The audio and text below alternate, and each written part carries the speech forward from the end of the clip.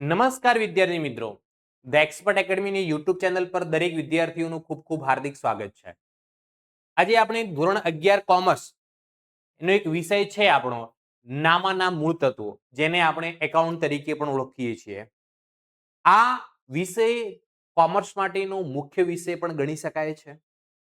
આ વિષયનો પાયો 11મા ધોરણથી રચાતો હોય છે. તો જે પણ વિદ્યાર્થી મિત્રોને એકાઉન્ટમાં તકલીફ પડતી હોય, એકાઉન્ટ ખબર ન પડતી હોય, એવા દરેક વિદ્યાર્થી મિત્રો સૌપ્રથમ the expert academy YouTube channel subscribe કરી દો, લાઈક કરી દો અને તમારા મિત્રો સુધી શેર કરી દો.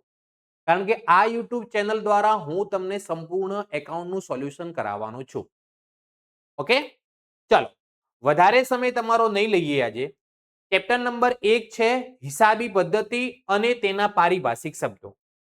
એકાઉન્ટ વિષય એમ તો 11મા ધોરણ માટે નવો વિષય કહી શકાય, એટલા માટે અહીંયા પારિભાષિક શબ્દોનો ઉપયોગ થયો છે. કેમ કે એકાઉન્ટની અંદર નવા નવા જે શબ્દો આવશે એ શબ્દોનો મતલબ એટલે પારિભાષિક શબ્દો એને આપણે કહી શકાય છે.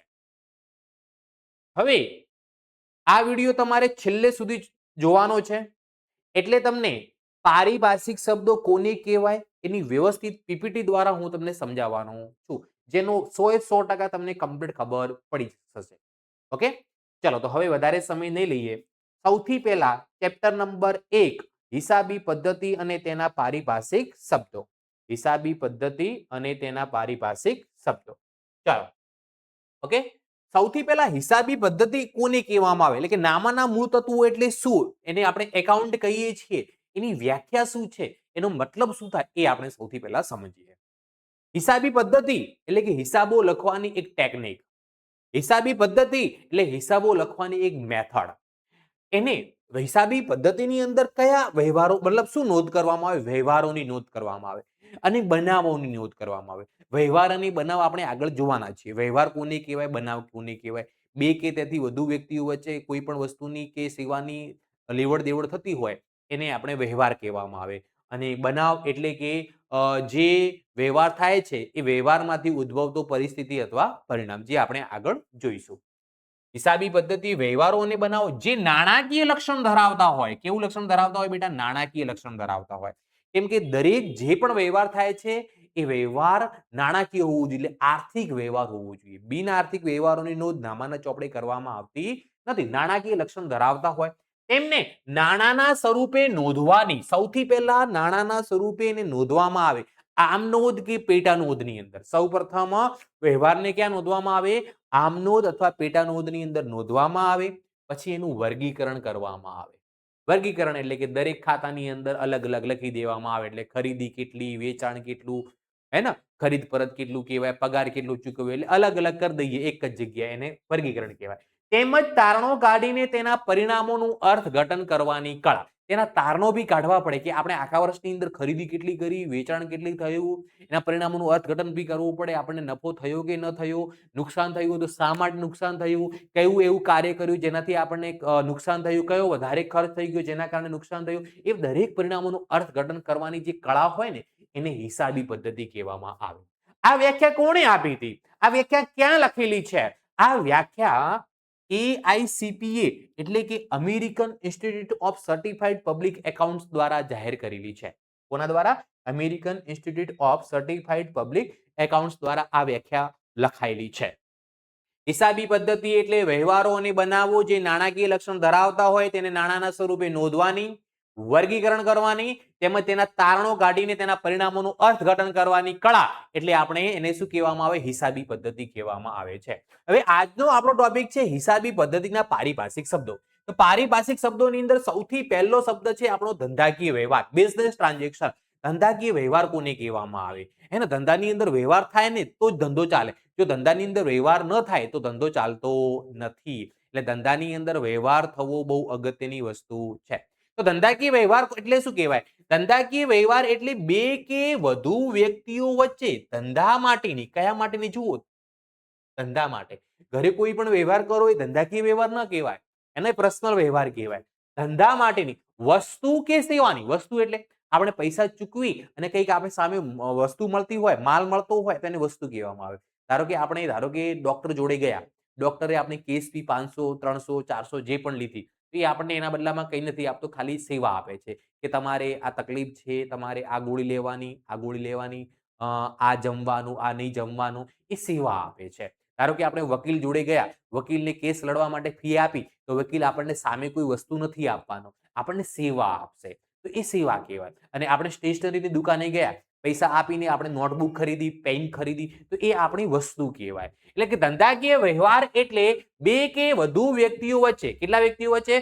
બે કે તેથી વધુ વ્યક્તિઓ વચ્ચે વસ્તુ કે સેવાની રોકડમાં અથવા શાક પર ભેર બદલી. રોકડમાં એટલે કે જ્યારે આપણે વસ્તુની આપ લે કરતા હોઈએ, જ્યારે આપણે વસ્તુની ખરીદી કરતા હોઈએ અથવા વસ્તુનું વેચાણ કરતા હોઈએ, હે ને, ત્યારે જ જો પૈસા ચૂકવવામાં આવે તો રોકડમાં કહેવાય. અને પરંતુ શાખમાં, શાખમાં એટલે ઉધાર, હે ને, જ્યારે આપણે વ્યવહાર થયો છે ત્યારે આપણે પૈસા નથી ચૂકવતા. દુકાનદારને એવું કહ્યું છે અમે 5 દિવસ પછી પૈસા આપીશું, 10 દિવસ પછી પૈસા આપીશું, 15 દિવસ પછી પૈસા આપીશું, તો એને શાક પરનો વ્યવહાર કહેવામાં આવે. શાક પર ફેરબદલી એટલે શું કહેવાય? ધંધાકીય વ્યવહાર તરીકે ઓળખવામાં આવે છે. ધંધાકીય વ્યવહાર એ ધંધાનું મુખ્ય કૃત્ય છે, હે ને. ધંધાકીય વ્યવહાર એ ધંધાનું શું કહેવામાં આવે છે? કૃત્ય ગણવામાં આવે છે. ધંધાકીય વ્યવહાર બે પ્રકારના હોય છે, આર્થિક વ્યવહારો અને બિન આર્થિક વ્યવહારો. આર્થિક વ્યવહારો અને બિન આર્થિક વ્યવહારો. આર્થિક વ્યવહારોની નોંધ નામાના ચોપડે કરવામાં આવે છે, જેનું નાણાકીય મૂલ્ય હોય. બિન આર્થિક વ્યવહારોની નોંધ નામાના ચોપડે કરવામાં આવતી નથી. બિન આર્થિક વ્યવહારો એટલે એવા વ્યવહારો કે જેનું નાણાકીય મૂલ્ય હોય નહીં, એને શું કહેવામાં આવે? બિન આર્થિક વ્યવહારો. બિન આર્થિક વ્યવહારોની નોંધ આપણે કરતા નથી. ચલો આગળ વધીએ. બીજો ટોપિક છે બનાવ. બનાવ કોને કહેવામાં આવે? બનાવને ઘટના સ્વરૂપે ઓળખવામાં આવે છે. બનાવ એટલે વ્યવહારમાંથી ઉદ્ભવેલ પરિસ્થિતિ અથવા પરિણામ કહી શકાય. હે ને, આપણે જે વ્યવહાર કર્યો છે એ વ્યવહારમાંથી આપણે નફો થયો, નુકસાન થયું, ફાયદો થયો કે શું થયું, એ પરિસ્થિતિ અથવા પરિણામને શું કહેવામાં આવે છે? બનાવ કહેવામાં આવે છે. ઓકે, એના પછીનો એક મહત્વનો ટોપિક છે આપણો મૂડી. મૂડી કોને કહેવામાં આવે? તો ધંધાના માલિકે ધંધો શરૂ કરવા માટે જે પણ રોકાણ કરે ને એને મૂડી કહેવામાં આવે છે. હે ને, આપણે ધંધો શરૂ કરવું હોય તો પૈસાની જરૂર પડે, ફર્નિચરની જરૂર પડે, દુકાનની જરૂર પડે, એને બધાની વસ્તુની જરૂર પડે. તો ધંધાનો માલિક ધંધાની અંદર જે પણ રોકાણ કરે ને એને મૂડી કહેવામાં આવે. ધંધાનો માલિક અને ધંધો બંને અલગ વ્યક્તિ છે, બંને એક નથી. ધંધાનો માલિક અને ધંધો બંને અલગ અલગ વ્યક્તિ છે, બંને એક કહેવાય નહીં. એટલે ધંધાનો માલિક ધંધાને મૂડી આપે કે ચલો ધંધાની અંદર પૈસાની જરૂર છે, હું મારા ઘરેથી પૈસા લાવું છું, મારા ઘરેથી ફર્નિચર લાવું છું, મારા ઘરેથી મારા ઘરની જે દુકાન છે દુકાનનો ઉપયોગ આપણે ધંધા માટે કરીએ છીએ. હે ને, ધંધાનો માલિક ધંધાની અંદર માલ મિલકત કે રોકડ લાવે. કોની અંદર? ધંધાની અંદર. કોણ લાવે? માલિક લાવે. તો એને મૂડી કહેવામાં આવે છે. અને મૂડી એ પેઢી માટે દેવું ગણાય બેટા, કેમ કે મૂડી એ પૈસા ધંધાના નથી. આ પૈસા કોણે આપ્યા છે ધંધાની? તો કે ધંધાના માલિકે આપ્યા છે. હે ને, તો આપણને કોઈ પૈસા આપે તો એ આપણા માટે શું બની જાય છે? દેવું બની જાય છે. શું બની જાય છે? દેવું બની જાય છે. એટલે ધંધાના માલિક દ્વારા ધંધો શરૂ કરવા માટે જે રોકાણ કરવામાં આવે છે એને મૂડી કહેવામાં આવે છે. અથવા તો ધંધાનો માલિક ધંધાની અંદર માલ મિલકત કે રોકડ લાવે એને મૂડી કહેવામાં આવે છે. હે ને, અને ધંધાની મૂડી એ પેઢી માટેનું શું કહેવાય? દેવું. આંતરિક દેવું કહેવાય. આપણે આગળ ભણીશું કેવું દેવું કહેવામાં આવે છે? આંતરિક દેવું કહેવામાં આવે છે. એકાંગી વેપારી હોય ત્યાં મૂડી શબ્દનો ઉપયોગ થતો હોય, ભાગીદારી પેઢીની અંદર પણ મૂડી શબ્દનો ઉપયોગ થતો હોય, પણ કંપનીની અંદર શેર મૂડીનો ઉપયોગ થતો હોય છે. કંપનીની અંદર મૂડીને શું કહેવામાં આવે? શેર મૂડી તરીકે ઓળખવામાં આવે. ચલો એના પછી છે ઉપાડ. ઉપાડ કોને કહેવામાં આવે? ધંધાના માલિકને પોતાના અંગત ઉપયોગ માટે ધંધાની અંદરથી કંઈ પણ લઈ જાય તેને ઉપાડ કહેવાય. લાવે એને મૂડી કહેવાય, લઈ જાય એને ઉપાડ કહેવાય. હે ને, ધંધાની અંદર કંઈક લાવે માલિક તો મૂડી કહેવાય, ધંધાની અંદરથી પોતાના અંગત ઉપયોગ માટે લઈ જાય કંઈક તો એને ઉપાડ કહેવામાં આવે. અને ઉપાડ કરવાથી મૂડીમાં ઘટાડો કરાય. ધારો કે 5 લાખનું આપણે રોકાણ કરી, 5 લાખનું રોકાણ કરીને ધંધો શરૂ કર્યો, થોડા સમય પછી આપણે ઘરે જરૂર પડી 50,000ની, તો 50,000 આપણે દુકાનમાંથી ઘરે લઈ ગયા, તો 5 લાખ લાયા હતા, 50,000 લઈ ગયા, હવે આપણી મૂડી 4.5 લાખની કહેવાય. એટલે ઉપાડ કરવાથી મૂડીમાં શું થાય? ઘટાડો કહેવાય. હે ને, જ્યારે માલિક દ્વારા ધંધાની મિલકતો એટલે કે રોકડ અથવા માલનો અંગત હેતુ માટે વપરાશ કરવામાં આવે ત્યારે તેને ઉપાડ તરીકે ઓળખવામાં આવે છે. ઉપાડ એ મૂડી ઘટાડો સૂચવે છે. ઉપાડ એ શું કહેવામાં આવે છે? મૂડી ઘટાડો સૂચવે છે. માલિક ધંધાની મૂડી આપે છે. માલિક જે છે એ ધંધાને શું આપે છે બેટા? મૂડી આપે છે. અને ધંધો જે છે એ માલિકને ઉપાડ આપે છે. ક્લિયર? ઓકે. ચાલો હવે આપણે આગળ જોઈએ જવાબદારી. જવાબદારીનું બીજું નામ છે દેવું. એને ઇંગ્લિશમાં લાયબિલિટીઝ કહેવામાં આવે. જો વિદ્યાર્થી મિત્રો તમને આની પીડીએફ જોતી હોય હે ને કે સાહેબ તમે મસ્ત પીપીટી બનાવી છે અને આની અંદરથી અમારે વાંચવું છે તો તમને એક મોબાઈલ નંબર આપું છું. એ મોબાઈલ નંબર પર મેસેજ કરી વોટ્સઅપ પર મેસેજ કરી અને આની પીપીટી અથવા પીડીએફ તમે મેળવી શકો છો અને આની અંદરથી તૈયાર કરી શકો છો. 97 37 44 83 82 આ નંબર પર વોટ્સઅપ પર મેસેજ કરી અને આની પીડીએફ તમે મેળવી શકો છો. ક્લિયર? ઓકે. હવે ધંધા દ્વારા ઉધાર ખરીદેલ માલ મિલકત કે સેવા અંગેની ચૂકવવા પાત્ર રકમ અથવા ઉછીના લીધેલા નાણાં પરત કરવા પાત્ર રકમને જવાબદારી એટલે કે દેવું કહેવામાં આવે છે. એટલે કે ધંધા દ્વારા ક્યાંથી આપણે ઉછીના પૈસા લીધા હોય જરૂર હોય ત્યારે તો પૈસા ચૂકવવા પડે એ આપણું દેવું કહેવાય. અથવા તો ઉધાર માલ કે મિલકતની ખરીદી કરી હોય તો પણ આપણે પૈસા ચૂકવવા પડે એ આપણું દેવું કહેવાય. અથવા તો કોઈની જોડેથી લોન લીધી હોય તો પણ આપણું દેવું કહેવામાં આવે છે. એટલે દેવું એટલે કે આપણે કોઈની જોડેથી પૈસા લીધા છે અથવા કોઈની જોડેથી સેવા લીધી છે અથવા કોઈની જોડેથી વસ્તુ લીધી છે અને પૈસા ચૂકવવાના બાકી છે એને દેવું કહેવામાં આવે. શું કહેવામાં આવે? દેવું કહેવામાં આવે. આ રકમ ધંધાએ અત્યારે નથી ચૂકવવાની. ક્યારે ચૂકવવાની હોય છે? ભવિષ્યમાં ચૂકવવાની હોય છે, વર્તમાનમાં નહીં. હે ને? દેવું ક્યારે ચૂકવવાનું હોય છે? ભવિષ્યમાં ચૂકવવામાં આવે. અને જ્યાં સુધી આ રકમ ધંધા દ્વારા ચૂકવવામાં ન આવે ત્યાં સુધી તે ધંધાનું દેવું એટલે કે જવાબદારી જ ગણાય. શું ગણાય? જવાબદારી ગણાય છે. શું ગણાય છે બેટા? જવાબદારી ગણવામાં આવે છે. હવે જવાબદારીના પ્રકારો જોઈએ. જવાબદારીના પ્રકારોની વાત કરીએ તો જવાબદારી બે રીતે પ્રકારો પાડી શકાય છે. એક સંબંધના આધારે અને એક સમયના આધારે. કોના આધારે? એક સંબંધના આધારે અને એક કોના આધારે? સમયના આધારે. સંબંધના આધારે બે પ્રકારો, આંતરિક જવાબદારી અને બાહ્ય જવાબદારી. હમણાં જ આપણે જોયું મૂડીની વાત કરી હતી કે મૂડી એ પેઢી માટેનું દેવું છે, પણ કયું દેવું કહેવાય? આંતરિક જવાબદારીનું દેવું કહેવાય. તમારા ઘરની અંદર તમારી જોડે કોઈ ફેમિલી મેમ્બર પૈસા માંગતું હોય ને અંદરો અંદર ઘરવાળા તો એને આંતરિક દેવું ગણવાનું અને બીજા કોઈ વ્યક્તિ માંગતું હોય એને બાહ્ય દેવું કહેવાય. સિમ્પલ વસ્તુ. તો ધંધાની અંદર ધંધાનો માલિક આપણી જોડે ધંધાની અંદર ધંધાનો માલિક જે પૈસા માંગે છે એ ધંધાની મૂડી જે છે એ પેઢી માટે આંતરિક દેવું કહેવાય. અને જે ત્રાહિત પક્ષ જેવી રીતે બેંક જોડેથી લોન લીધી હોય, કોઈ વ્યક્તિ જોડેથી ઉધાર માલની ખરીદી કરી હોય, કોઈ કર્મચારીને પગાર ચૂકવવાનો બાકી હોય તો એ બધા જે છે ને એ બાહ્ય દેવા કહેવાય, ત્રાહિત પક્ષ પ્રત્યેના દેવા કહેવામાં આવે. તો જુઓ આંતરિક દેવામાં જે જવાબદારી વ્યવસાયની અંદર થાય છે અથવા તો માલિકો અથવા ભાગીદારો વચ્ચે થાય છે તેને આંતરિક જવાબદારી કહેવામાં આવે છે. શું કહેવામાં આવે છે? આંતરિક જવાબદારી. અને જે જવાબદારી વ્યવસાયની એટલે કે ધંધાની બહાર વ્યક્તિઓ સંસ્થાઓ પ્રતિ હોય તેને બાહ્ય જવાબદારી કહેવામાં આવે. ઇન શોર્ટ આંતરિક જવાબદારી એટલે માલિક પ્રત્યેની જવાબદારી અને બાહ્ય જવાબદારી એટલે ત્રાહિત પક્ષ અંગેની જવાબદારી. માલિક અંગેની જવાબદારીમાં મૂડી આવે, ત્રાહિત પક્ષ અંગેની જવાબદારીમાં લેણદારો આવી શકે, દેવી હુંડી આવી શકે, ચૂકવવાના બાકી કોઈ પણ પ્રકારના ખર્ચા આવી શકે, લોન આવી શકે. એ બધા કયા જવાબદારી કહેવાય? બાહ્ય જવાબદારી કહેવામાં આવે છે. ઓકે. સમયના આધારે બીજા કયા છે? સમયના આધારે પણ બે પ્રકારો પડે, ચાલુ જવાબદારી અને બિનચાલુ જવાબદારી. ચાલુ જવાબદારી અને બિનચાલુ જવાબદારી. ચાલુ જવાબદારીનું બીજું નામ ટૂંકા ગાળાની જવાબદારી પણ કહી શકાય. અને બિનચાલુ જવાબદારીનું બીજું નામ શું છે? લાંબા ગાળાની જવાબદારી. તો અહીંયા હું લખું છું, જુઓ આ જે છે ને બેટા ટૂંકા ગાળાની જવાબદારી કહેવાય. કયા ગાળાની? ટૂંકા ગાળાની. અને આ જે છે બિનચાલી લાંબા ગાળાની જવાબદારી કહેવાય. લાંબા ગાળાની જવાબદારી. એ જે જવાબદારીના પૈસા, જે દેવાના પૈસા આપણે 1 વર્ષ કરતા ઓછા સમયમાં ચૂકવવાના હોય ને એની ચાલુ જવાબદારી કહેવાય. એના પૈસા આપણે 1 વર્ષની અંદર ચૂકવવાના છે. 1 વર્ષ કરતા પહેલા ચૂકવવાના છે. તેને શું કહેવાય? ચાલુ જવાબદારી કહેવામાં આવે. અને જેના પૈસા આપણે 1 વર્ષ કરતા પછી ચૂકવવાના છે, અત્યારે નથી ચૂકવવાના, 1 વર્ષ પછી 5 વર્ષથી ચૂકવવાની લોન હોય, 1 વર્ષ પછી ચૂકવવાની લોન હોય તો એને બિનચાલુ જવાબદારી એટલે કે લાંબા ગાળાની જવાબદારી કહેવામાં આવે. જો ટૂંકા ગાળાની એટલે કે સમયગાળો 1 વર્ષ કરતા ઓછો હોય, લાંબા ગાળાની એટલે કે બિનચાલુ જવાબદારી એટલે કે એનો સમયગાળો 1 વર્ષ કરતા વધુ હોય. 1 વર્ષ કરતા ઓછા સમયમાં ચૂકવવાની જવાબદારીને ચાલુ જવાબદારી કહેવામાં આવે છે અને 1 વર્ષ કરતા વધુ સમયમાં ચૂકવવાની જવાબદારીને બિનચાલુ જવાબદારી તરીકે ઓળખવામાં આવે છે. ક્લિયર? કમ્પ્લીટ ખબર પડતી હોય અને વિદ્યાર્થીઓ હું જે ભણાવું તમને મજા આવતી હોય ને તો લાઈક, કોમેન્ટ અને શેર કરવાનું ભૂલતા નહીં. સાહેબ માટે આટલું તમારે કરવાનું છે. બીજું સાહેબ તમારું એકાઉન્ટ અને આંકડાશાસ્ત્ર કમ્પ્લીટ કરાવી દેશે એની ખાતરી આપું છું. ઓકે? ચાલો હવે આગળ વધીએ આપણે. મિલકત કોને કહેવામાં આવે? મિલકત એટલે શું?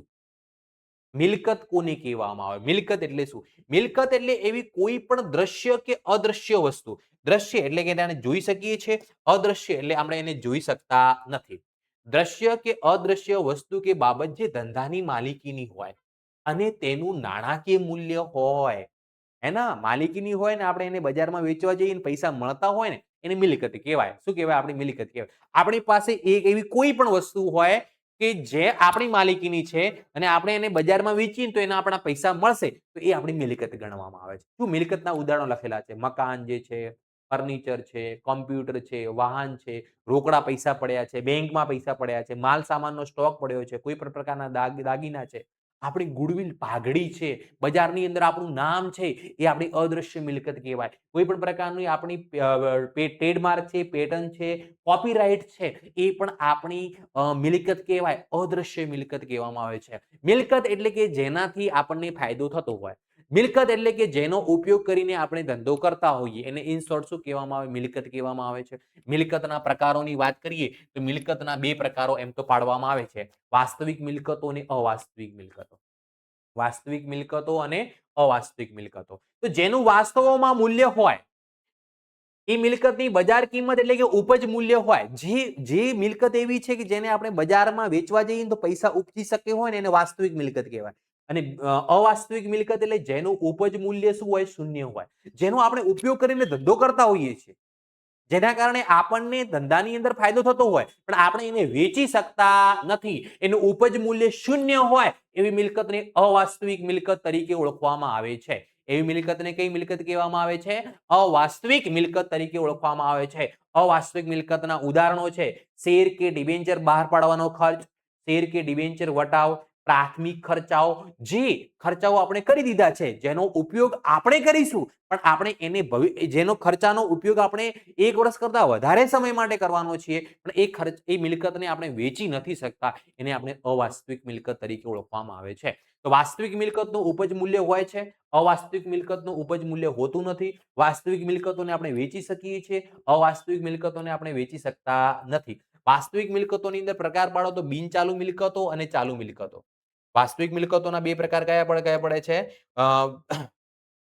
બિનચાલુ મિલકતો અથવા તો ચાલુ મિલકતો. બિનચાલુ મિલકતોનું બીજું નામ છે લાંબા ગાળાની મિલકતો. કયા ગાળાની? લાંબા ગાળાની. જે રીતે દેવું હતું એ જ રીતે, હે ને, લાંબા ગાળાની. અને ચાલુ મિલકતોનું બીજું નામ છે ટૂંકા ગાળાની, શોર્ટ ટર્મ.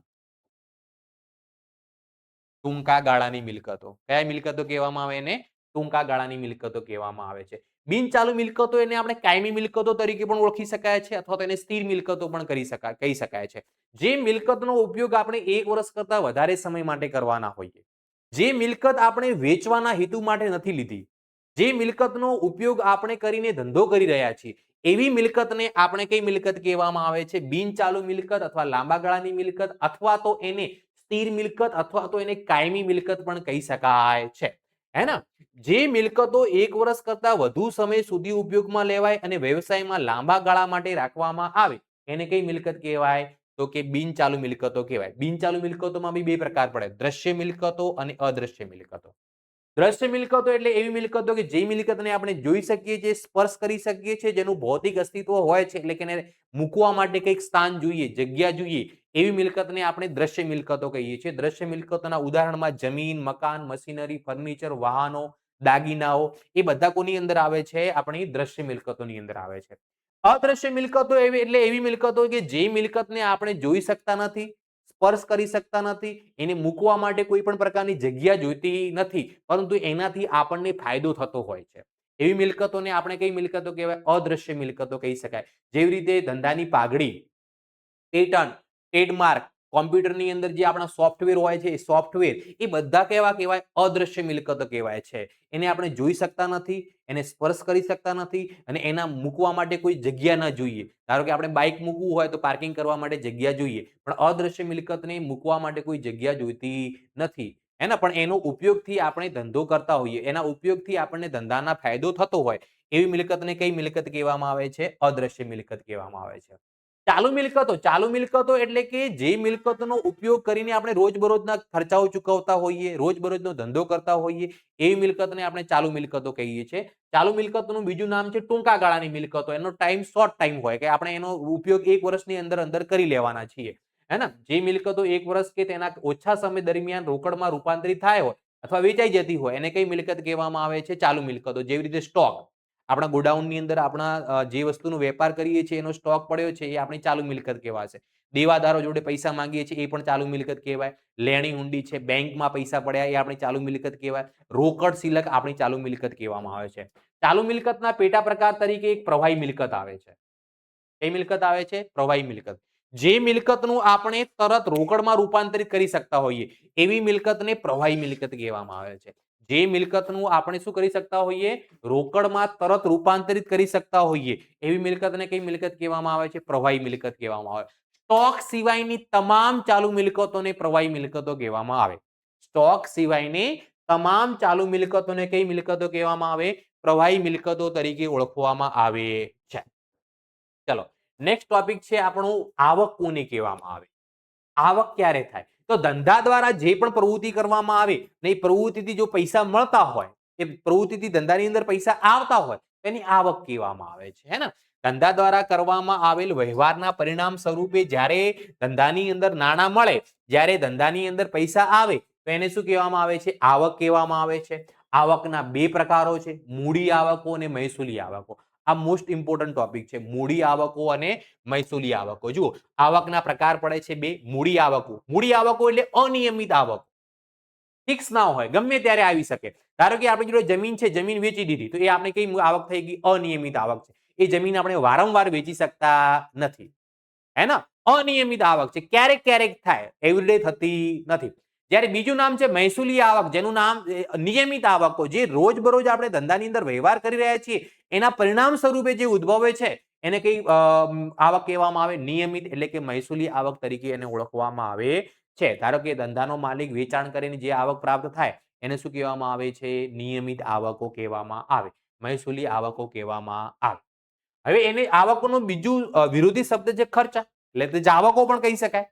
એના તો ચુકવણીઓ પણ કહી શકાય. ચુકવણીઓ એટલે કે ધંધા દ્વારા કરવામાં આવતા વ્યવહારના પરિણામ સ્વરૂપે ધંધાની અંદરથી જો પૈસા જાય, ધંધાની અંદરથી પૈસા જતા હોય તો એને જાવક એટલે કે ચુકવણી એટલે કે ખર્ચ તરીકે ઓળખવામાં આવે. આવકમાં પૈસા આવતા હોય, જાવકમાં પૈસા જતા હોય. ધંધા દ્વારા કરવામાં આવેલ વ્યવહારોના પરિણામ સ્વરૂપે જ્યારે નાણાં ચૂકવવામાં આવે છે ત્યારે જાવક અથવા ખર્ચા અથવા ચુકવણી તરીકે તેને ઓળખવામાં આવે છે. અને આ જાવકના અથવા ચુકવણીના જે રીતે આવકના પ્રકારો પડે એ રીતે આના પ્રકારો બી પડે છે. હે ને? કેટલા છે ચુકવણીના પ્રકારો? બે છે. મૂડી ખર્ચા એટલે કે મૂડી જાવકો અને મહેસૂલી ખર્ચા એટલે કે મહેસૂલી જાવકો. જે ખર્ચા આપણે મિલકત વસાવવા માટે કર્યા છે, જમીનની ખરીદી કરી, પૈસા ગયા. મકાનની ખરીદી કરી, પૈસા ગયા. ગાડી લીધી, પૈસા ગયા. તો આ બધા પૈસા જે જઈ રહ્યા છે એ વારંવાર જતા નથી. જે વારંવાર થતા નથી.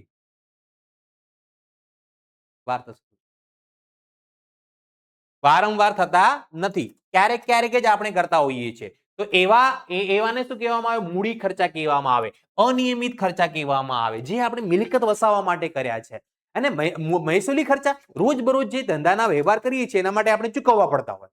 ધારો કે પગાર ચૂકવવો પડે, દુકાન ભાડે રાખવી હોય તો ભાડું ચૂકવવું પડે, લાઇટ બિલ આપણે મહિને 2 મહિને ચૂકવવું પડે, વારંવાર ચૂકવવું પડે, કોઈ કર્મચારી રાખ્યો હોય તો એનો પગાર ચૂકવવો પડે. તો એ બધા કયા ખર્ચા કહેવાય? મહેસૂલી ખર્ચા કહેવાય. નિયમિત ખર્ચાઓ છે. એ કેવા ખર્ચાઓ છે? નિયમિત. અનિયમિત ક્યારેક ક્યારેક થતા હોય, વારંવાર થતા નથી. તો જે ખર્ચાઓ વારંવાર ન થતા હોય એને મૂડી ખર્ચા કહેવાય, અને જે ખર્ચાઓ વારંવાર થતા હોય, નિયમિતપણે થતા હોય એને મહેસૂલી ખર્ચા તરીકે ઓળખવામાં આવે છે. ધંધાની અંદર જે દરેક વર્ષે વાર્ષિક હિસાબો તૈયાર કરવામાં આવે, નફો નુકસાન જે જાણવામાં આવે ને એ મહેસૂલી ખર્ચા અને મહેસૂલી આવકો ઉપરથી જાણવામાં આવે છે. ઓકે, ચલો આગળ વધીએ. આપણે નફો કોને કહેવામાં આવે? જો આપણી આવકો વધારે હોય જાવકો કરતા, પૈસા આવતા વધારે હોય જતા કરતા, આવક વધારે છે ખર્ચા કરતા, તો એને નફો કહેવામાં આવે. આપણી આવક વધારે છે કોના કરતા? ખર્ચા કરતા. આપણે પૈસા વધારે આવે છે જાવક કરતા, આવક વધારે છે ખર્ચા કરતા, તો એને શું કહેવાય? નફો કહેવામાં આવે. પણ કઈ આવક ને કઈ ખર્ચા? મહેસૂલી આવકો અને મહેસૂલી ખર્ચા ધ્યાનમાં લેવાના. હે ને? મહેસૂલી આવકો અને મહેસૂલી ખર્ચા ધ્યાનમાં લેવાના. વર્ષ દરમિયાનની નિયમિત આવકો જેને મહેસૂલી આવકો એટલે કે ઉપજ કહેવામાં આવે, નિયમિત આવકો થતી હોય મહેસૂલી કહેવામાં આવે, તરીકે ઓળખવામાં આવે છે. અને આની અંદરથી નિયમિત જાવકો જેને મહેસૂલી જાવકો તરીકે ઓળખવામાં આવે એને બાદ કરતા વધેલ રકમને શું કહેવામાં આવે? નફો. તો જુઓ નફાનું અહીંયા સૂત્ર લખે નફો બરાબર મહેસૂલી આવકો. કઈ આવકો બેટા? મહેસૂલી આવકો માઇનસ મહેસૂલી જાવકો. મહેસૂલી જાવકો જેને શું કહેવામાં આવે? નફો કહેવામાં આવે. શું કહેવામાં આવે? નફો કહેવામાં આવે છે. નફાનો વિરોધી શબ્દ છે નુકસાન. તો નુકસાનની ગણતરી નફાના વિરુદ્ધમાં થાય છે. નુકસાનની અંદર ખર્ચા વધારે હોય ને આવક ઓછી હોય. એટલે કે નફા કરતા નુકસાનની ગણતરી વિરુદ્ધમાં થતી હોય છે. વર્ષ દરમિયાન નિયમિત જાવકોમાંથી નિયમિત આવકો બાદ કરતા જાવકોમાંથી આવકો બાદ કરતા તફાવતની રકમને શું કહેવાય? નુકસાન કહેવાય. નુકસાનનું સૂત્ર અહીંયા લખી શકાય. નુકસાન બરાબર મહેસૂલી ખર્ચા. કયા ખર્ચા? મહેસૂલી ખર્ચા. મહેસૂલી ખર્ચા માઇનસ મહેસૂલી આવકો. મહેસૂલી ખર્ચા માઇનસ મહેસૂલી બાદ કરતા જે મળે એને શું કહેવામાં આવે? નુકસાન કહેવામાં આવે. ખર્ચા વધારે છે, ખર્ચા આગળ લખ્યા આપણે. ચલો એના પછીનો ટોપિક છે ખરીદી. હવે જુઓ ધંધાની અંદર બહુ બધી વસ્તુ ખરીદવામાં આવતી હોય, દરેક વસ્તુને ખરીદી ન કહી શકાય. તો સૌથી પહેલા ખરીદી સમજવી હોય તો માલ કોને કહેવાય તમને ખબર હોવી જોઈએ. તો ધંધાનો વેપારી જે ચીજ વસ્તુનો વેપાર કરતો હોય ને એના માટે માલ કહેવામાં આવે. હે ને? બૂટ ચપ્પલનો જે ધંધો કરતો હોય તો એના ગોડાઉનમાં જે બૂટ ચપ્પલ પડ્યા હોય એનો માલ કહેવાય. કપડાનો ધંધો કરતો હોય એના દુકાનની અંદર જે કપડાં પડ્યા એ શું કહેવાય? માલ કહેવામાં આવે. ફર્નિચરનો જે ધંધો કરતો હોય ને એના ગોડાઉનની અંદર ટેબલ, ખુરશી, સોફા, પલંગ જે ફર્નિચર પડ્યું છે એને શું કહેવામાં આવે? માલ કહેવામાં આવે. પણ સ્ટેશનરીનો ધંધો કરતો હોય અને એના દુકાનમાં ટેબલ પડ્યું હોય ને તો એને માલ ન કહેવાય. સ્ટેશનરીના દુકાનની અંદર સ્ટેશનરી પડી હોય, પુસ્તકો, પેન, પેન્સિલ, બેગ જે પડ્યું હોય એને માલ ગણવામાં આવે. શું ગણવામાં આવે? એને માલ ગણવામાં આવે. એટલે કે વેપારી જે ચીજ વસ્તુનો વેપાર કરતો હોય તેને માલ કહેવામાં આવે છે. અને એ માલ જ્યારે ધંધાની અંદર આવતો હોય તો જ એને ખરીદી કહેવામાં આવે. ધારો કે એક કાપડની દુકાનવાળો વ્યક્તિ, કાપડની દુકાનવાળો માલિક જ્યારે ફર્નિચર ખરીદે ને તો પછી ખરીદી ન કહેવાય. કાપડની દુકાનવાળો વ્યક્તિ જો કાપડોની ખરીદી કરતો હોય વેપારી જોડેથી તો જ એને ખરીદી કહેવામાં આવે છે. હે ને? જો બીજું કોઈ ખરીદતો હોય, ફર્નિચર ખરીદે, મકાન ખરીદે અથવા સ્ટેશનરી ખરીદે તો પણ ખરીદી ન કહેવાય. સ્ટેશનરી એ ખર્ચ ગણવામાં આવે. માલ ખરીદે તો જ ખરીદી કહેવાય. અધરવાઇઝ એને ખરીદી તરીકે લખવામાં આવતું નથી. વેપારી વસ્તુનો વેપાર કરતો હોય અને તે માલ ખરીદે. જે વસ્તુનો વેપાર કરતો હોય, કાપડના ધંધાવાળો કાપડનો વેપાર કરતો હશે, બૂટ ચપ્પલના ધંધાવાળો બૂટ ચપ્પલનો વેપાર કરતો હશે, સ્ટેશનરીનો માલિક સ્ટેશનરીનો વેપાર કરતો હશે, એ વસ્તુ ખરીદે તો એના માટે ખરીદી કહેવામાં આવે. એને હિસાબી પદ્ધતિમાં શું કહેવામાં આવે? ખરીદી કહેવામાં આવે છે. જો આપણે માલ ખરીદીએ ને તો જ ખરીદ ખાતે ઉધાર કરવાનું. અધરવાઇઝ ખરીદ ખાતે ઉધાર થઈ શકે નહીં.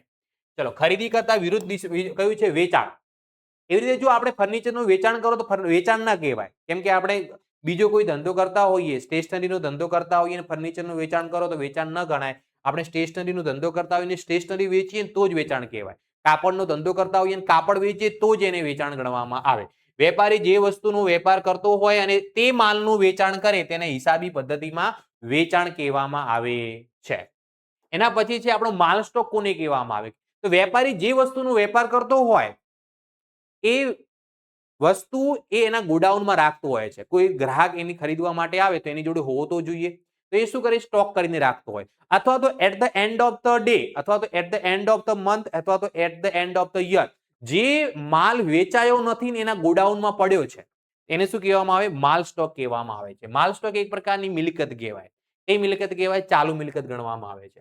વેપારી દ્વારા વેપાર કરવાના હેતુસર જે માલ ખરીદવામાં આવેલ હોય તેમાંથી વધેલ માલને સ્ટોક ગણવામાં આવે છે. વધેલ માલને શું ગણવામાં આવે છે? માલનો સ્ટોક ગણવામાં આવે છે. અને સ્ટોકને શું ગણાય? મિલકત તરીકે ઓળખવામાં આવે છે. એના પછી દેવાદારો છે.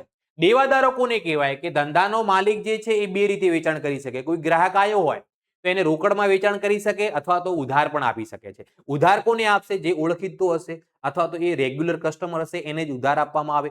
દરેકને ઉધાર આપવામાં આવતો નથી. એટલે અહીંયા જો વર્ડ યુઝ કર્યો પોતાના ગ્રાહકોને. કયા ગ્રાહકોને? પોતાના ગ્રાહકોને. જેનાથી એ પરિચિત છે એવા ગ્રાહકોને. જેનાથી પરિચિત ન હોય એને ઉધાર માલનું વેચાણ થઈ શકતું નથી. તો વેચાણ બે રીતે થાય. રોકડમાં જો વેચાણ કરે તો પૈસા ઓન ધ સ્પોટ મળી જાય છે, તો એમાં તો કોઈ તકલીફ રહેતી નથી. પરંતુ જ્યારે વેપારી ઉધાર માલનું વેચાણ કરતો હોય, શાક પર માલનું વેચાણ કરતો હોય, તો સામે જે ગ્રાહક હોય છે, ગ્રાહક જોડેથી પૈસા લેવાના બાકી રહે છે. તો જે ગ્રાહક જોડેથી પૈસા લેવાના બાકી હોય છે એ ગ્રાહક ધંધા માટે દેવાદાર બને છે. દેવાદારનું બીજું નામ ગ્રાહકો પણ કહી શકાય. દેવાદારનું બીજું નામ શું કહી શકાય? ગ્રાહકો. અથવા તો એને લેણું પણ કહી શકાય છે. શું કહી શકાય છે? એનું લેણું, કે જેને આપણે ઉધાર માલનું વેચાણ કર્યું છે ને એની જોડેથી પૈસા લેવાના બાકી છે, તો એને આપણે શું કહીએ છીએ? દેવાદારો કહેવાય. દેવાદારો પણ મિલકત કહેવાય છે. આપણે એની જોડેથી પૈસા લેવાના છે. દેવાદારોને ચાલુ મિલકત ગણવામાં આવે છે. વેપારી દ્વારા કયા ગ્રાહકોને? તો કે પોતાના ગ્રાહકોને ઉધાર એટલે કે શાક પર માલનું વેચાણ કરવામાં આવે ત્યારે ગ્રાહકોને દેવાદાર તરીકે ઓળખવામાં આવે છે. તે ગ્રાહક ધંધા માટે શું બની જાય છે? દેવાદાર બની જાય છે. તો હવે જ્યારે અમુક વખત શું થાય છે કે ગ્રાહકો દુકાનની અંદર પોતાના જ હોય,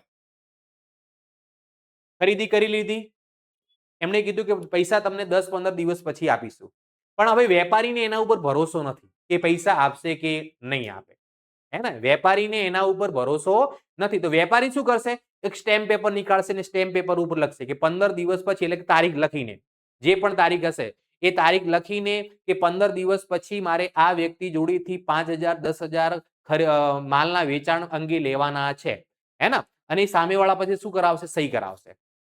તો લખી કોણે? જેને પૈસા લેવાના હતા એ વ્યક્તિએ. લખી કોણે? ધંધાના માલિકે લખી. તો એ દસ્તાવેજ ધંધાના માલિક માટે શું બની જાય છે? લેણી હુંડી બની જાય છે. શું બની જાય છે? લેણી હુંડી. લેણી હુંડીમાં બે પક્ષકારો હોય છે, એક હુંડી લખનાર અને એક હુંડી સ્વીકારનાર.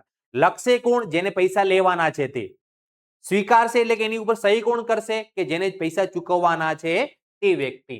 તો લેણી હુંડી એક લેખિત દસ્તાવેજ છે જેમાં બે પક્ષકારો હોય છે, હુંડી લખનાર અને હુંડી સ્વીકારનાર. જેમાં હુંડી લખનાર જે છે, જેને પૈસા લેવાના છે, તે નિર્ધારિત તારીખે ચોક્કસ રકમ મેળવવાનો અધિકાર ધારણ કરે છે. એટલે તેનું શું બને છે? લેણું બને છે.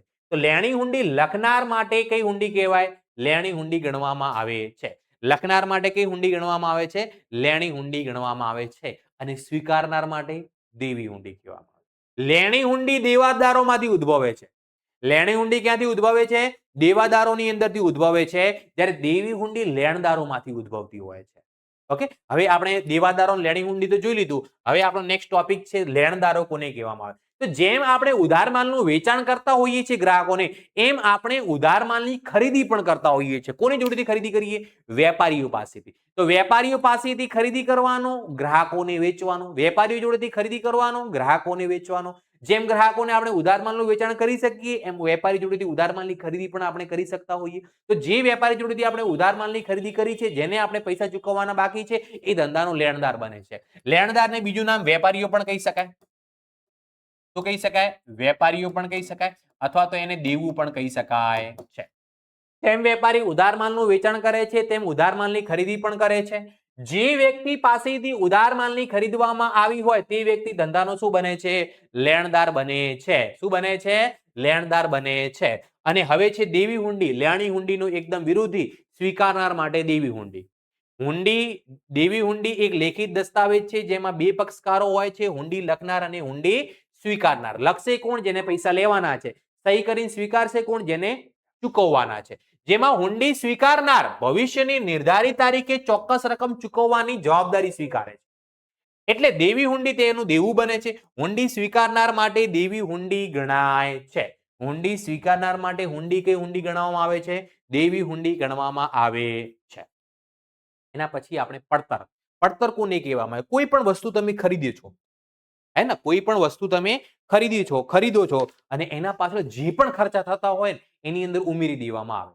ધારો કે આપણે એવું માની લઈએ, મોબાઈલ ખરીદ્યો. શું ખરીદ્યો? 15,000 નો મોબાઈલ ખરીદ્યો. કેટલા રૂપિયાનો? અને હવે તમે જાણતા જશો કે મોબાઈલની સાથે ચાર્જર નથી આપતા, ઇયરફોન નથી આપતા.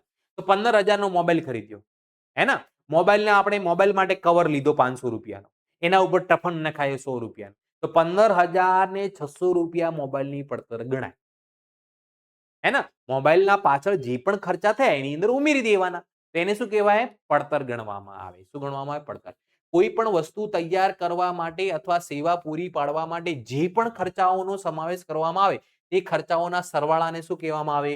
પડતર કહેવામાં આવે, કોસ્ટ કહેવામાં આવે. શું કહેવામાં આવે એને? કોસ્ટ તરીકે ઓળખવામાં આવે છે.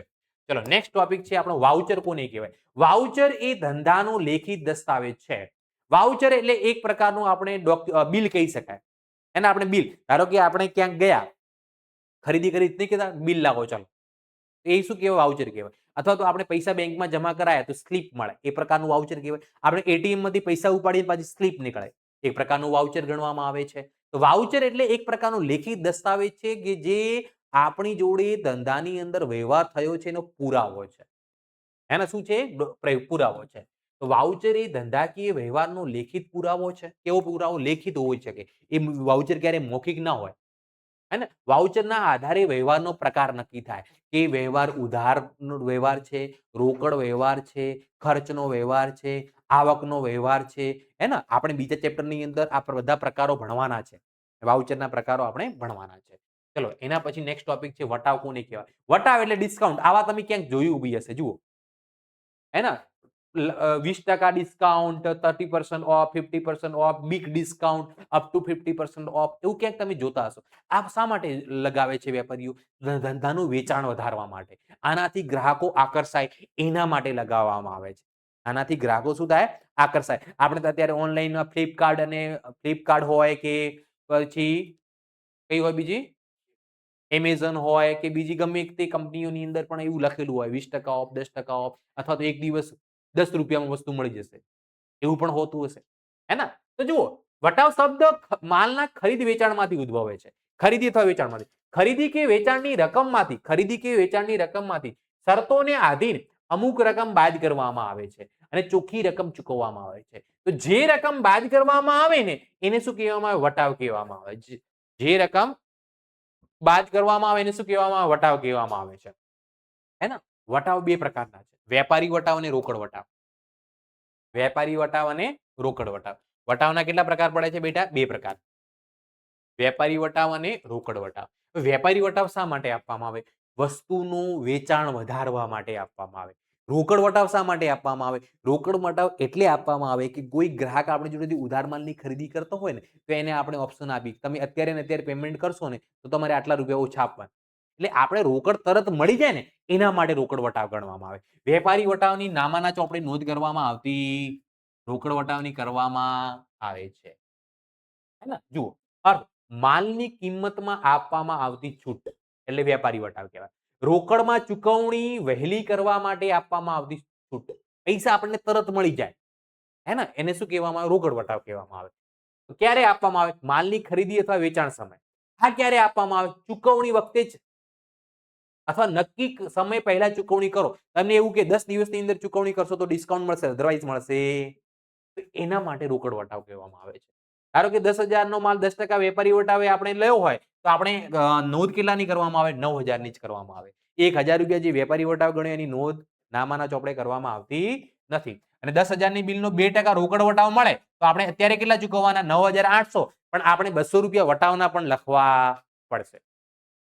વેપારી વટાવની હિસાબી ચોપડામાં નોંધ નથી થતી અને રોકડ વટાવની હિસાબી ચોપડામાં નોંધ થાય છે. આ વિદ્યાર્થી મિત્રો તમારે પીડીએફ જોઈતી હોય તો કે સાહેબે વ્યવસ્થિત પીડીએફ બનાવી છે, અમારે તૈયારી માટે જોઈએ છે, તેવા દરેક વિદ્યાર્થીઓને હું કહું છું મોબાઈલ નંબર 9737 973744 8382 આ નંબર પર વોટ્સઅપ પર મેસેજ કરી અને આની પીડીએફ તમે મેળવી શકો છો. અથવા તો નીચે પણ તમને મોબાઈલ નંબર દેખાતો જ હશે અને આના પર વોટ્સઅપ પર મેસેજ કરી અને આની તમે પીડીએફ મેળવી શકો છો. આગળ વધીએ. હવે ઘસારો કોને કહેવાય? ડેપ્રિસિએશન ઇંગ્લિશમાં કહેવામાં આવે.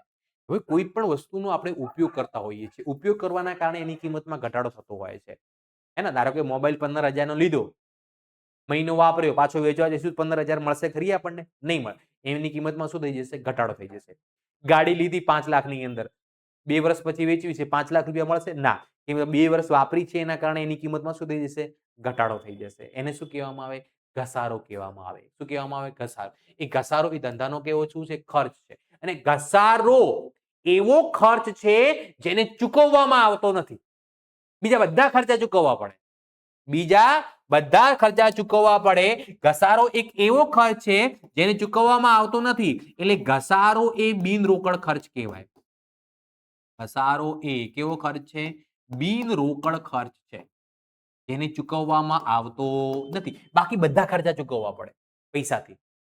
હે ને? ઘસારો નથી ચૂકવવામાં આવતો. ઘસારો ચૂકવવામાં આવતો નથી. હે ને? ક્લિયર ખબર પડી? ઓકે, ચલો. ઘસારો એ ધંધાનો ખર્ચ છે. દર વર્ષે મિલકતની કિંમતમાંથી નિર્ધારિત દરે ઘટાડો કરવામાં આવે છે. જેટલી રકમ ઘટાડવામાં આવે છે તેને ઘસારા તરીકે ઓળખવામાં આવે છે. જેટલી રકમ ઘટાડવામાં આવે એને કોના દ્વારા ઓળખવામાં આવે? ઘસારા દ્વારા ઓળખવામાં આવે છે. ચલો, ઘસારા પછી આપણો ટોપિક છે ઘાલખાત કોને કહેવાય? મસ્ત પોઈન્ટ છે. ઘાલખાત એટલે જુઓ, આપણે દેવાદારો આગળ ટોપિક આવ્યો. ઘાલખાત અને દેવાદારો એકબીજા સાથે સંકળાયેલા છે. જ્યારે આપણે કોઈ પણ ગ્રાહકને ઉધાર માલનું વેચાણ કરતા હોઈએ ને એ ગ્રાહક જોડેથી આપણે પૈસા લેવાના બાકી હોય તો એ ગ્રાહક ધંધાનો દેવાદાર બને છે. પરંતુ એ ગ્રાહકને, એ દેવાદારને કોઈ પણ કારણોસર એની આર્થિક પરિસ્થિતિ સારી નથી, આપણે બહુ બધા એને ફોન કર્યા, જે કરવાનું હતું બધું કર્યું, છતાંય પૈસા મળી શકે તેમ એ આપણે પછી ભૂલી જવા પડે પૈસા. શું કરવા પડે? આપણે એને ભૂલી જવા પડે. તો એને શું કહેવામાં આવે? ઘાલખાત ગણવામાં આવે. અને ઘાલખાત એ ધંધાનું નુકસાન ગણાય. ઘાલખાત એ ધંધાનું શું ગણાય? નુકસાન ગણવામાં આવે છે. ઓકે, તો જુઓ, જ્યારે ધંધા દ્વારા ઉધાર માલનું વેચાણ કરવામાં આવે ત્યારે જેને ઉધાર માલ વેચેલ હોય તે ધંધાનો દેવાદાર ગણાય છે. તેની પાસેથી વેચાણની વસૂલ કરવાની હોય છે. વેચાણ શું કરવાનું હોય છે? વસૂલ કરવાનું હોય છે. ઘણી વખત ધંધાનો દેવાદાર ધંધાની પૂરી રકમ પોતાની નબળી આર્થિક સ્થિતિના કારણે ચૂકવી શકતો નથી. નબળી આર્થિક સ્થિતિના કારણે ચૂકવી શકતો નથી. એને આપણે શું કહેવામાં આવે? ઘાલખાત તરીકે ઓળખવામાં આવે છે. એના પછી ટોપિક છે સદ્ધર. સદ્ધર કોને કહેવું? જે વ્યક્તિની મિલકતો વધારે હોય દેવા કરતા, જે ધંધાની મિલકતો વધારે હોય દેવા કરતા, એને સદ્ધર વ્યક્તિ કહેવાય. જે વ્યક્તિ નિયમિતપણે બધા ખર્ચાઓ ચૂકવતો હોય, જે વ્યક્તિ નિયમિતપણે પેમેન્ટ કરતો હોય એને સદ્ધર વ્યક્તિ કહેવામાં આવે નામાની ભાષામાં. હે ને? જે વ્યક્તિ પોતાની નાણાકીય જવાબદારી નિયમિતપણે ચૂકવતો હોય, જેની મિલકતો તેની જવાબદારી કરતા કેવી હોય? વધારે હોય, તે વ્યક્તિ હિસાબી પદ્ધતિની ભાષામાં સદ્ધર વ્યક્તિ તરીકે ઓળખવામાં આવે છે. સદ્ધરનું વિરોધી શબ્દ છે નાદાર કોને કહેવાય? કે જે વ્યક્તિ નિયમિતપણે પૈસા ચૂકવતો નથી, જે વ્યક્તિની મિલકતો કરતા દેવું વધારે છે, જે વ્યક્તિનું મિલકતો કરતા દેવું વધારે છે એ વ્યક્તિને ધંધાની ભાષામાં નાદાર કહેવાય. પણ જ્યાં સુધી કોર્ટ જાહેર ન કરે ને ત્યાં સુધી તમે તે વ્યક્તિને નાદાર કહી શકતા નથી. હે ને? જ્યાં સુધી કોર્ટ જાહેર ન કરે ત્યાં સુધી એને નાદાર ન કહેવાય. જે વ્યક્તિ પોતાની નાણાકીય જવાબદારી એટલે કે દેવા નિયમિતપણે ચૂકવતો ન હોય, એટલે કે ચૂકવવા માટે સક્ષમ જ નથી, એની જોડે છે જ નથી પૈસા, એની મિલકતોનું પ્રમાણ તેની જવાબદારીઓ કરતા ઓછું હોય, મિલકતો કેવી છે? ઓછી, એ વ્યક્તિને હિસાબી પદ્ધતિની ભાષામાં નાદાર વ્યક્તિ કહેવામાં આવે છે. શું કહેવામાં આવે? નાદાર. પણ જ્યાં સુધી અદાલત દ્વારા વ્યક્તિને નાદાર જાહેર કરવામાં ન આવે ત્યાં સુધી વ્યક્તિને નાદાર કહી શકાય નહીં. ત્યાં સુધી વ્યક્તિને નાદાર કહી શકાય નહીં. અને આના પછીનું ટોપિક છે ખાતું. કયું ખાતું છે? ખાતું. ખાતું કોને કહેવામાં આવે છે? હજુ ધંધાની અંદર બહુ અલગ અલગ પ્રકારના વ્યવહારો થતા હોય, ખરીદીને લગતા, વેચાણને લગતા, ખર્ચાઓને લગતા, પગારને લગતા, જાહેરાત ખર્ચને લગતા, વેચાણને લગતા, વેચાણ પરતને લગતા અલગ અલગ પ્રકારના વ્યવહારો થતા હોય. તો જે તે વસ્તુ કે વ્યક્તિને લગતા તમામ વ્યવહારો હિસાબી ચોપડામાં એક જ સ્થાને નોંધાય.